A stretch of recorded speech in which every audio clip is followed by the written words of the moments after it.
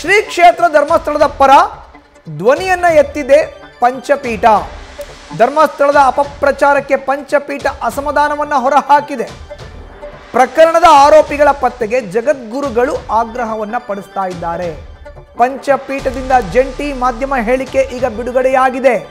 ಪ್ರಕರಣದ ಹಿಂದಿನ ಸೂತ್ರಧಾರಿಗಳನ್ನ ಪತ್ತೆ ಹಚ್ಚಬೇಕು, ಸರ್ಕಾರ ಸೂಕ್ತ ಕ್ರಮ ಕೈಗೊಳ್ಳಬೇಕು ಅನ್ನೋ ಒತ್ತಾಯವನ್ನ ಮಾಡ್ತಾ ಇದೆ ಪಂಚಪೀಠ. ಸರ್ಕಾರಕ್ಕೆ ಈಗ ಕ್ರಮ ಕೈಗೊಳ್ಳಬೇಕು ಅನ್ನೋ ಒತ್ತಾಯವನ್ನ ಪಂಚಪೀಠ ಮಾಡ್ತಾ ಇದೆ. ಧರ್ಮಸ್ಥಳದ ಪರ ದನಿ ಎತ್ತಬೇಕು ಅನ್ನೋ ಮಾಧ್ಯಮ ಹೇಳಿಕೆಯನ್ನು ಬಿಡುಗಡೆ ಮಾಡಿದ್ದಾರೆ ಪಂಚಪೀಠ. ಅಪಪ್ರಚಾರ ಮಾಡ್ತಿರೋರ ವಿರುದ್ಧ ಅಸಮಾಧಾನವನ್ನು ಹೊರಹಾಕಿದ್ದಾರೆ ಪಂಚಪೀಠದ ಜಗದ್ಗುರುಗಳು.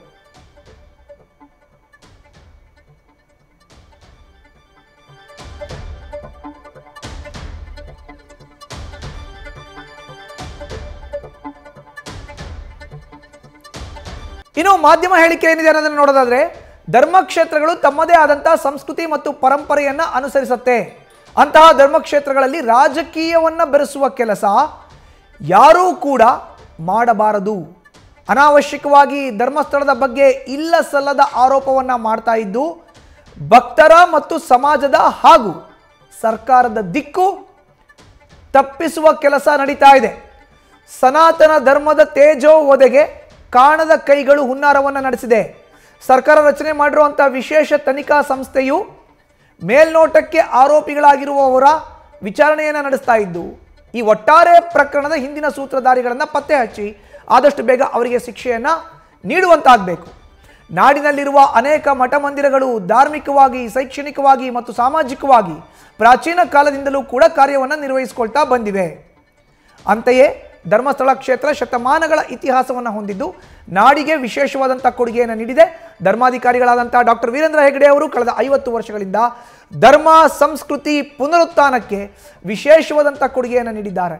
ಇಂತಹ ಕ್ಷೇತ್ರದ ಮೇಲೆ ಬಂದಿರುವ ಆರೋಪಗಳು ಮುಕ್ತವಾಗಿ ಆದಷ್ಟು ಬೇಗ ಮೊದಲಿನಂತೆ ಎಲ್ಲ ಸಾಮಾಜಿಕ ಕಾರ್ಯಗಳು ಮುಂದುವರಿಯುವಂತಾಗಲಿ ಅಂತ ಹಾರೈಸುವ ಜಗದ್ಗುರು ಪಂಚಪೀಠಾಧೀಶ್ವರರು. ಹಿಂದೂ ಸಂಸ್ಕೃತಿಯ ಬಗ್ಗೆ ಇತ್ತೀಚೆಗೆ ಕೆಲವು ನಾಸ್ತಿಕರು ಅಲ್ಲಲ್ಲಿ ವಾತಾವರಣ ಕಲುಷಿತಗೊಳಿಸುವ ಕೆಲಸ ಮಾಡ್ತಿದ್ದಾರೆ. ಅಂತಹವರನ್ನ ಗುರುತಿಸಿ ಸರ್ಕಾರ ಕ್ರಮ ಕೈಗೊಳ್ಳಬೇಕು. ಇದು ಪಂಚಪೀಠ ಜಗದ್ಗುರುಗಳ ಮಾಧ್ಯಮ ಹೇಳಿಕೆ ಬಿಡುಗಡೆ ಆಗಿರುವಂಥದ್ದು.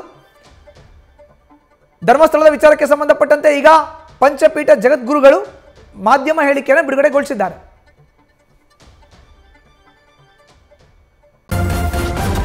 ನ್ಯೂಸ್ ಫಸ್ಟ್ ನಿರ್ಭೀತಿಯಿಂದ ನಿಮ್ಮ ಪರವಾಗಿ.